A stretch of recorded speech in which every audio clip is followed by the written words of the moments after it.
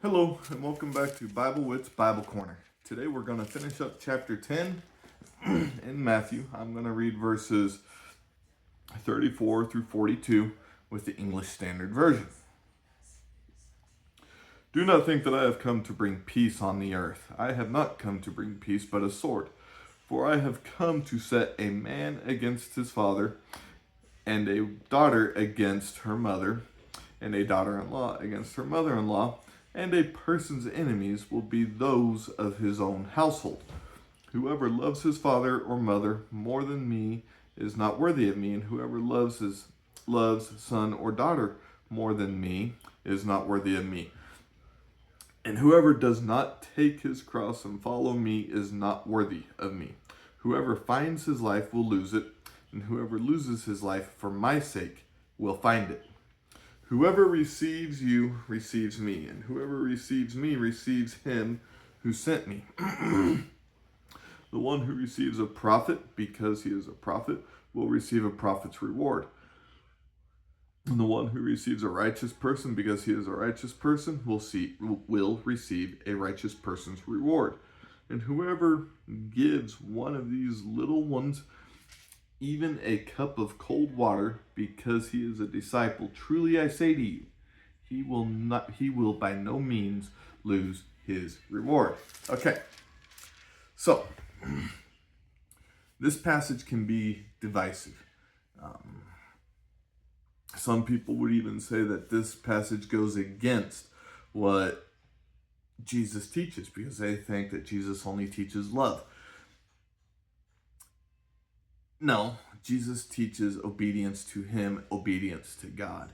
And yes, love is part of that. But it's not the only thing that is part of that. So, with this passage, son will be against dad, daughter will be against mother. Houses will be divided. Now, why is that?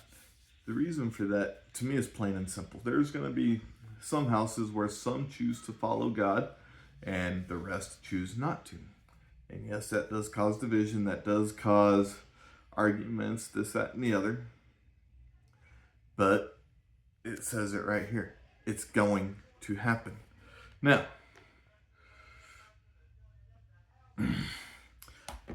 a couple of things I want to try to get to, and I'm going to kind of bounce back and forth on this passage. I want to skip to the very end and giving even a little one a cold drink of water. So Jesus talks about children a lot. He talks about having faith like a child. He talks about just making sure that children grow up, and this is my paraphrase, making sure children grow up learning about him, learning about how to live correctly. So, one of the things that I absolutely love, and I've probably said this in previous videos, is the foster care system.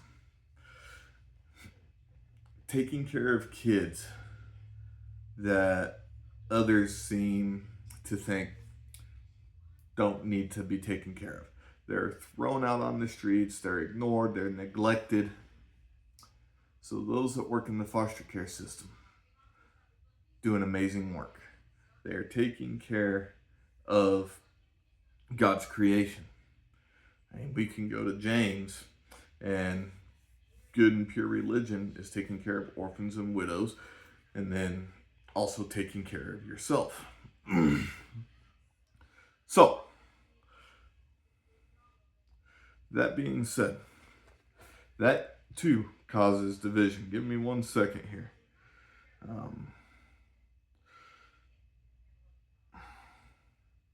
Whoever finds his life will lose it, and whoever loses his life for my sake will find it. So, little bit of backwards teaching here. The way I would take that, and I have said this before, I'll say it again. If those of you that are watching this think that my interpretation is wrong, please let me know in the comments. Please use scripture to back it up. and I will happily read the comments. I will happily research what is said and get back with you. But what this tells me, like I said, it's a little bit of a backwards teaching.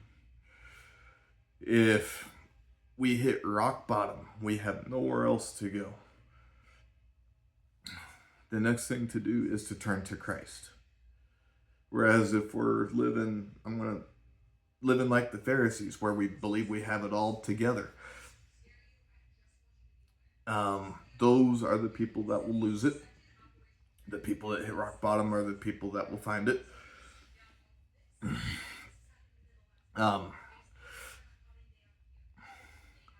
I have a hard time, I'm gonna say, articulating this passage because